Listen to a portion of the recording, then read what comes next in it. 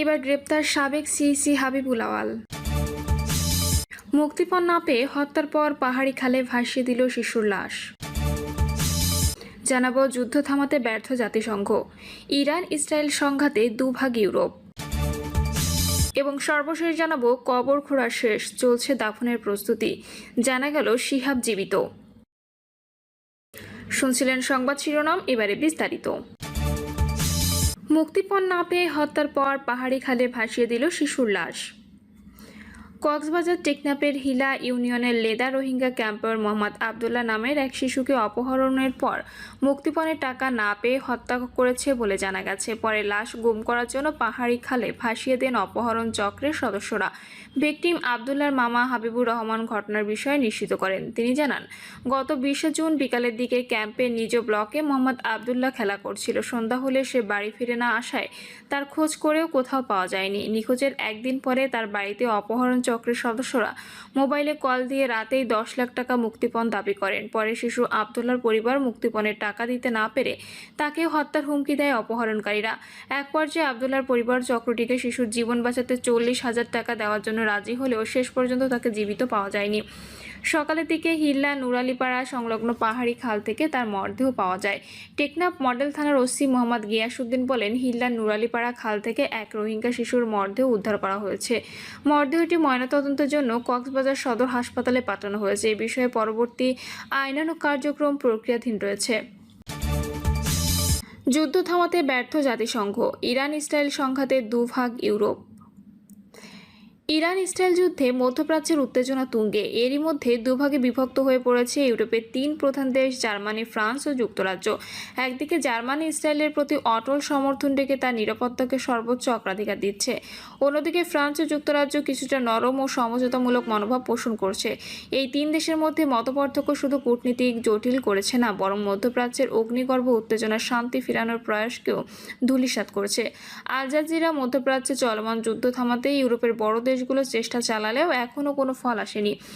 সুইজারল্যান্ডের জেনেভায় Germany, France ও যুক্তরাজ্য, এই 3টি বৃহৎ ইউরোপীয় দেশের পররাষ্ট্রমন্ত্রীরা ইরানের পররাষ্ট্রমন্ত্রী আব্বাস আরাকচির সঙ্গে বৈঠক করেন। উদ্দেশ্য ছিল ইসরায়েল ইরান যুদ্ধকে দীর্ঘস্থায়ী রূপ নেওয়া থেকে বিরত রাখা। কিন্তু ওই বৈঠকে কোনো বাস্তব ফল আসেনি। জার্মানি, ফ্রান্স এবং যুক্তরাজ্য, এই 3 দেশকে একসঙ্গে E3 বলা হয়। 2023 সালের অক্টোবরে গাজা যুদ্ধ শুরুর পর থেকে জার্মানি, যুক্তরাজ্য, ফ্রান্স, এই 3টি দেশের মধ্যে ইসরায়েল নিয়ে দৃষ্টিভঙ্গিতে বড় ধরনের পার্থক্য দেখা গেছে। ইসরায়েলের প্রতি E3 এর অবস্থান নিয়ে ভিন্ন হয়ে গেছে। জার্মানি সবসময় ইসরায়েলের সবচেয়ে ঘনিষ্ঠ মিত্র হিসেবে পরিচিত। গাজার সাধারণ মানুষদের উপর ইসরায়েলের নির্বিচার বোমাবর্ষণ নিয়েও কোনো সমালোচনা করেনি দেশটি। ইরান ইসরায়েল যুদ্ধেও জার্মানি তেল আবিবকে সহায়তা করছে বলে জানা গেছে। গত বছর লেবার পার্টির সরকারে আসার পর যুক্তরাজ্য ইসরায়েলের প্রতি কিছুটা কঠোর মনোভাব দেখাতে শুরু করে। এদিকে ইউরোপীয় ইউনিয়নের 4টি সদস্য রাষ্ট্রের মধ্যে অন্যতম হিসেবে ফ্রান্স গত বছরের এপ্রিলের গাজায় যুদ্ধবিরতির আহ্বান জানায়। ইরান বা ইসরায়েলের ওপর E3 দেশগুলোর প্রভাব কতটা? E3 অর্থনৈতিক ও সামরিকভাবে শক্তিশালী হলেও ইরান বা ইসরায়েলের জাতীয় নিরাপত্তা ও যুদ্ধ সংক্রান্ত সিদ্ধান্তে তাদের প্রভাব খুবই সীমিত। এই 3 দেশের সম্মিলিত মোট অর্থনৈতিক উৎপাদন প্রায় $11 ট্রিলিয়ন, যা ইউরোপের অর্থনীতির বড় একটি অংশ জুড়ে রয়েছে। ফ্রান্স ও যুক্তরাজ্যের বিমান বাহিনী, রণতরী এবং বহিঃসেনা অভিযান চালানোর সক্ষমতা রয়েছে, যা তারা বিভিন্ন সময়ে মধ্যপ্রাচ্য ও আফ্রিকার ব্যবহার করছে। এই 2 দেশে পারমাণবিক অস্ত্রধারী শক্তি হিসেবে গুরুত্বপূর্ণ। কিন্তু ইরান বা ইসরায়েল তাদের জাতীয় নিরাপত্তা ইস্যুতে কোনো বাইরের চাপ মেনে নেয় না। যুদ্ধ এবং আত্মরক্ষার প্রশ্নে তারা নিজেদের সিদ্ধান্তেই অটল থাকে।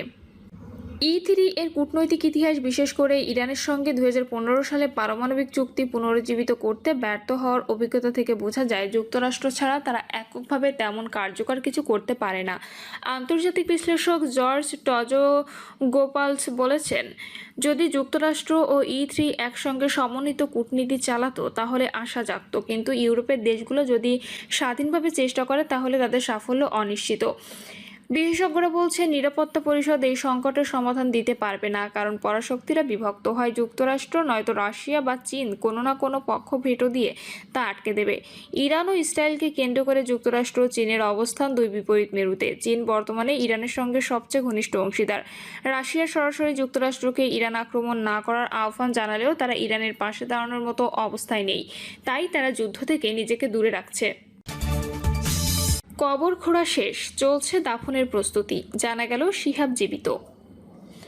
কবর খোঁড়া শেষ হলো, দাফনের সব প্রস্তুতিও সম্পন্ন। এমন সময় জানা গেল শিহাবুদ্দিন সাবু মিয়া বেঁচে আছেন। এমন খবরে সিলেটের সীমান্তবর্তী উপজেলা জকিগঞ্জ জুড়ে আলোড়ন সৃষ্টি হয়েছে। এ ঘটনায় হতবাক এলাকাবাসী। সকালে উপজেলার সুলতানপুর ইউনিয়নের ব্রাহ্মণগ্রাম এলাকায় এ ঘটনা ঘটে। জানা গেছে, জকিগঞ্জ উপজেলা স্বাস্থ্য কমপ্লেক্সে চিকিৎসাধীন অবস্থায় এক অজ্ঞাত ব্যক্তির মৃত্যু হয়।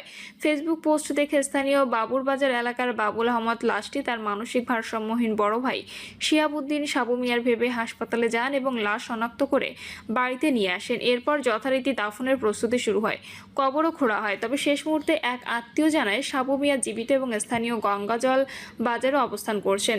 খবরটি শুনে দাফনের আয়োজন থেমে যায়। বাবুল আহমদ এরপর লাশটি ফেরত দেওয়ার ইচ্ছা প্রকাশ করেন। তবে স্থানীয় যুবক জামায়াত নেতা মিজানুর রহমানের অনুরোধে শেষ পর্যন্ত অজ্ঞাতনামা ব্যক্তির লাশ ধর্মীয় রীতি অনুযায়ী দাফন করা হয়।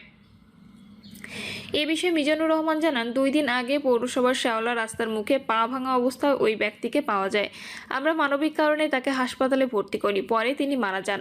বাবুল আহমদ ও তার স্বজনরা এসে মরদেহ তাদের আত্মীয় দাবি করে নিয়ে যান। পরে জানানো হয় এটি ভুল পরিচয় ছিল। ওসি সাহেবের সঙ্গে পরামর্শ করে আমরা লাশ দাফন করি।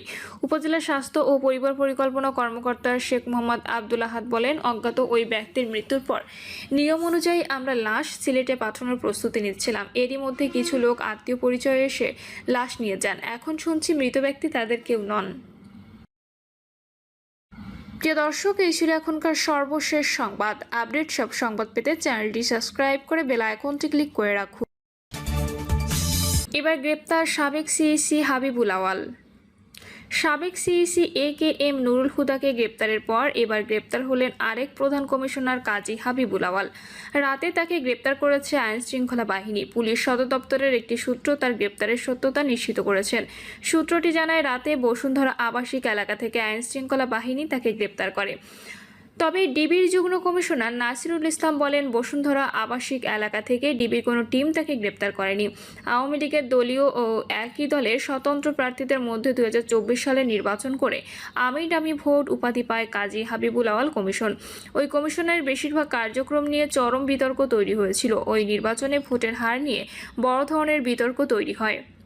ভোটের দিন বেলা 3টা পর্যন্ত 27.15% ভোট পড়ে বলে জানানো হলেও 1 ঘন্টার ব্যবধানে ভোটের হার 40% বলে উল্লেখ করা হয়।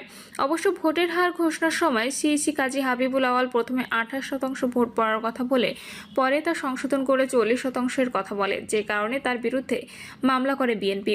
একই মামলা অতীতে জাতীয় নির্বাচনের দায়িত্বে থাকা সিইসি AKM নুরুল হুদা ও এই 3 নির্বাচনে জয়লাভ করা নির্বাচনী স্বৈরাচারী শেখ হাসিনার নামেও করা হয়। ছাত্র জনতার অভ্যুত্থানে হাসিনার পতনের পর হাবিবুল আওয়াল লোকচক্ষুর আড়ালে অবস্থান করছিলেন। আজ তাকে গ্রেপ্তার করে